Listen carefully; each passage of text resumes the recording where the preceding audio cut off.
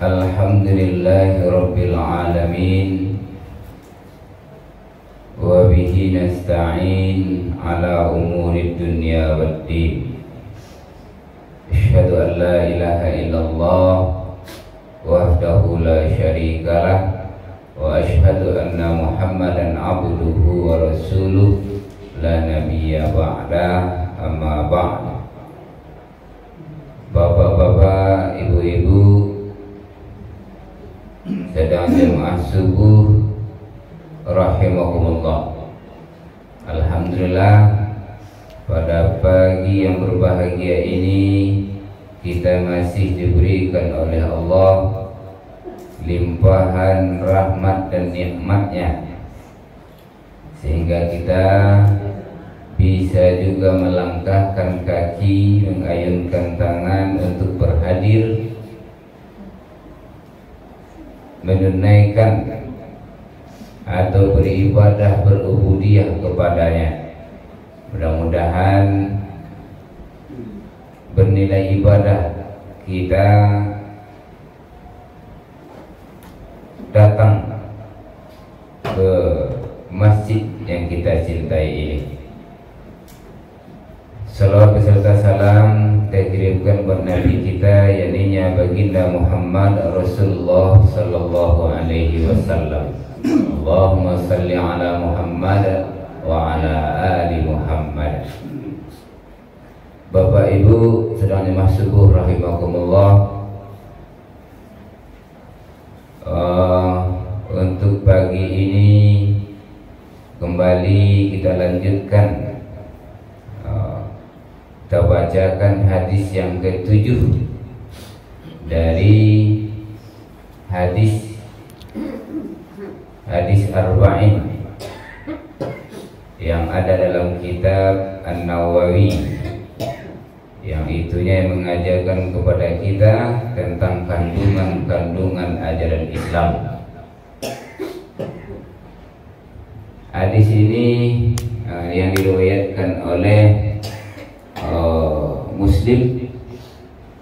Sebelum itu mari kita dengarkan, kita bacakan hadis yang akan kita uraikan nantinya.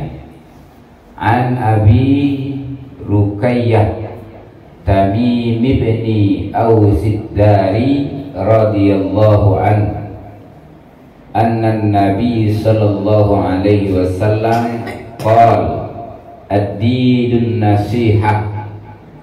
Qulna liman?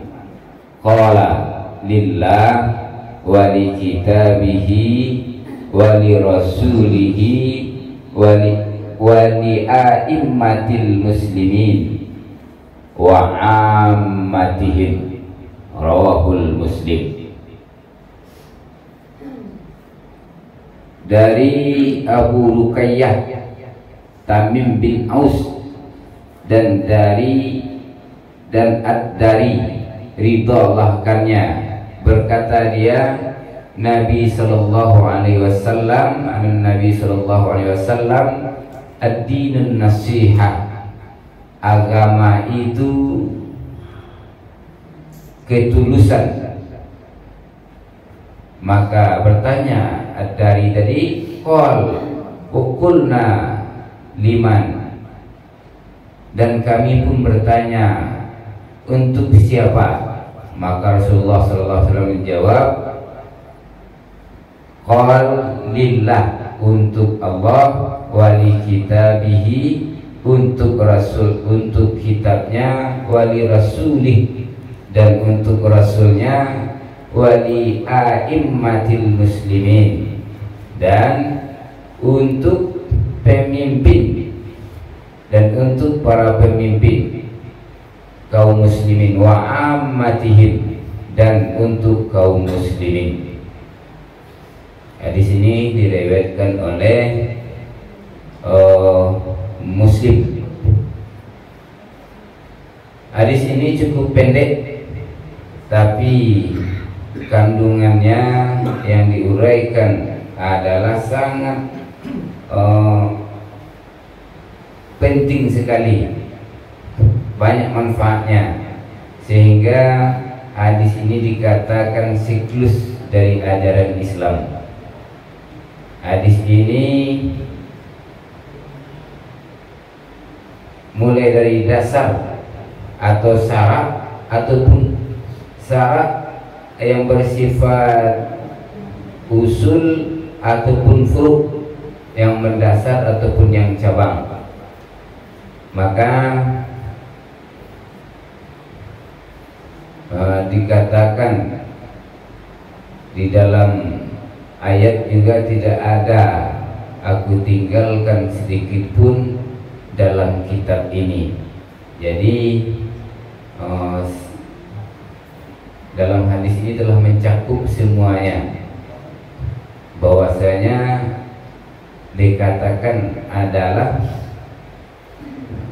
agama ini adalah tentang ketulusan. Nasihat di sini dikatakan adalah ketulusan. Untuk siapa? Lillah. Yang pertama sekali adalah untuk Allah beragama ini.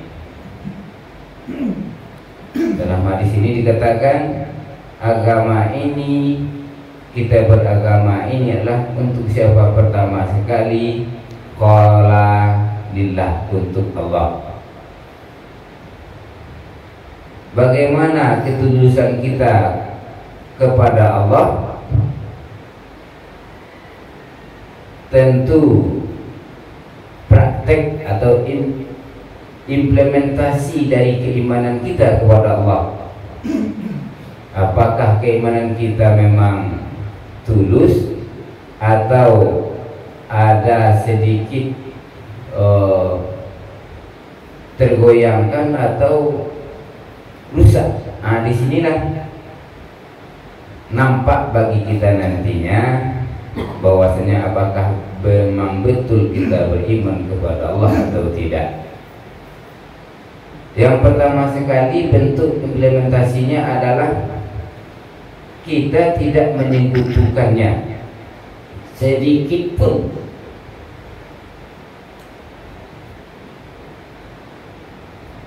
Karena Allah ini sangat pencemburu, Dia tak mau sedikit pun diduakan. Maka dosa yang paling besar adalah jikalau ada bibit-bibit syirik di dalam hati kita. Itu yang pertama. Maka kita harus menghisap apakah iman kita ini sudah bersih dari sifat-sifat syirik, baik itu syiriknya besar maupun syirik kecil. Kita kadang-kadang terkecoh pada syirik kecil.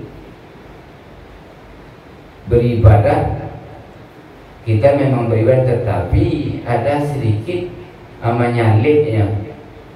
Menyalik seketik itu merusak nilai ibadah kita.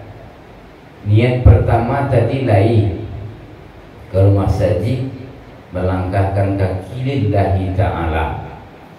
Tetapi banyaklah makhluk, banyak manusia bertemu, malah batukan niat. Kadang-kadang niat kita berubah. Kalau tidak ke masjid, tiba dikicik-kiciknya tulang.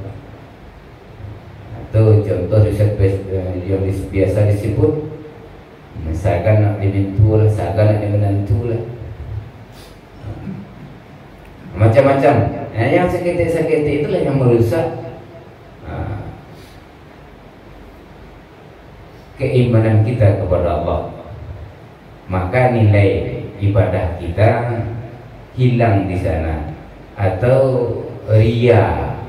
Ria ini kadang tak terasa sih, memakan nilai ibadah kita. Maka semata-mata dan tidak boleh sedikit pun dalam hati kita untuk menyekutukan Allah. Kemudian tidak mengingkari sifat-sifat Allah. Kan masih tekan aja kajian guna apa sifat-sifat Allah itu yang wajib bagi kita ketahui. Nah, ini yang sedang dibahas dalam kajian tauhid guru kita Bapak Ketua. Wujud, qidam, baqa, mukhalafatul lil hawadits. Mukhalafatul wujud, qidam, baqa, mukhalafatul lil hawadits. Ilmun, hayat, sama, basar, kalam qadiran, muridan, sami'an, basiran, mutakal, liman. Nah, ini diantara sifat-sifat Allah.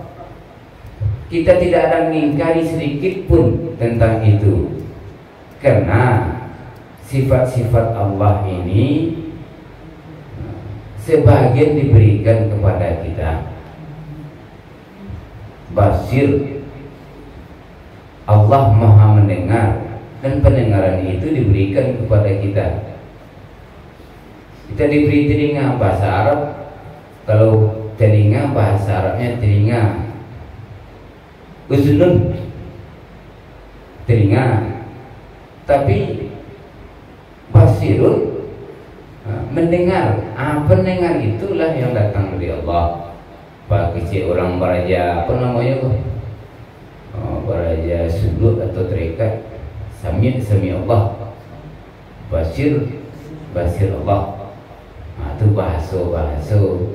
Kadang-kadang jarang-jarang ini wak sabut-sabut. Selanjutnya punya Allah.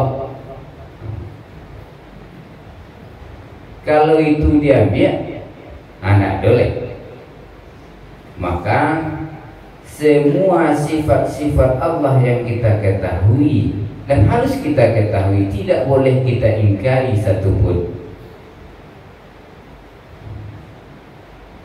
Allah itu ada, bagaimana adanya.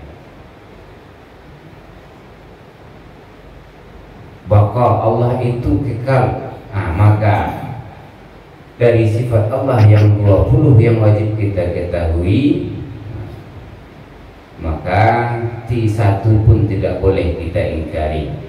Itu salah satu bentuk ketulusan kepada Allah Subhanahu wa Ta'ala.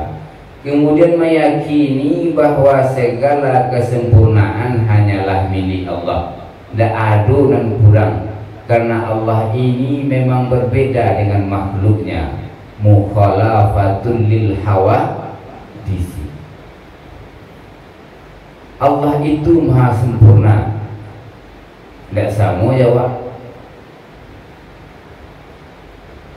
Awak labih siku kurang di sini, berlabih di sini kurang di siku. Tetapi Allah maha sempurna, tak ada kurang satupun. Dan kita harus meyakini itu. Jauh dari sifat yang kurang, maka dalam hati kita tumbuhkan Allah itu maha sempurna, tak ada kurang satupun. Semua kesempurnaan hanya milik Allah. Kemudian mensucikannya dari semua kekurangan. Tadi lah bahwa segala sempurnaan hanya milik Allah. Kemudian mensucikannya dari semua kekurangan.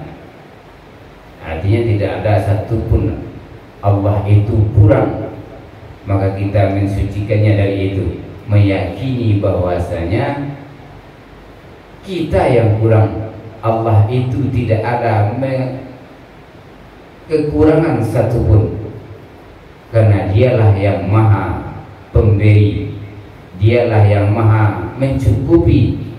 Maka Allah tidak ada kurang satupun, baik dalam bentuk sesuatu dan apapun, maka Allah tidak ada kekurangan dalam bentuk apapun.